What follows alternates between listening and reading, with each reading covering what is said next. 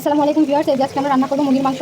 তার জন্য কড়াইতে মশলা কষানো হচ্ছে। এখানে আমরা ব্যবহার করেছি তেজপাতা, লবঙ্গ এবং দারচিনি, গোটা এইগুলো আস্তা মশলা এবং বাটা মশলা আমরা ব্যবহার করেছি। পেঁয়াজ বাটা, আদা বাটা, রসুন বাটা, এলাচ বাটা এবং গোলমরিচ বাটা, সবগুলো উপকরণকে কষিয়ে নেবো ভালো করে। এবার এর মধ্যে অ্যাড করে দেবো শুকনো মরিচের গুঁড়া, 2 চা চামচ শুকনো মরিচের গুঁড়া অ্যাড করে দিলাম। এই মশলার ভিতরে আমরা হলুদ গুঁড়া এবং লবণটা আগে থেকে অ্যাড করে দিয়েছি।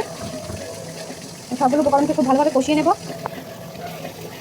এই যে আমাদের বাসার সবচেয়ে বড় শেফ, তেলের মধ্যে গরম তেলে কোনো কিছু পড়ার আওয়াজ শোনার সাথে সাথে এসে রান্নাঘরে এসে হাজির হয়ে যায় কি রান্না হচ্ছে দেখার জন্য।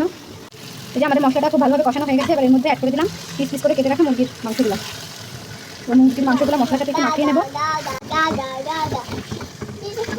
এখন এর সাথে অ্যাড করে দেবো কিউব করে কেটে রাখা আলুর টুকরাগুলোকে বেশ বড় বড় পিস করে কাটা হয়েছে।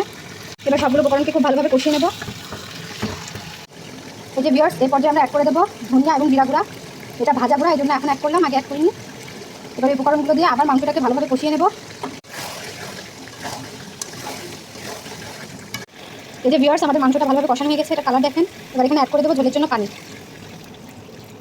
এটাকে আমরা একটু মাখা মাখা ঝোল ঝোল রাখবো, অতিরিক্ত পাতলা ঝোল হবে না।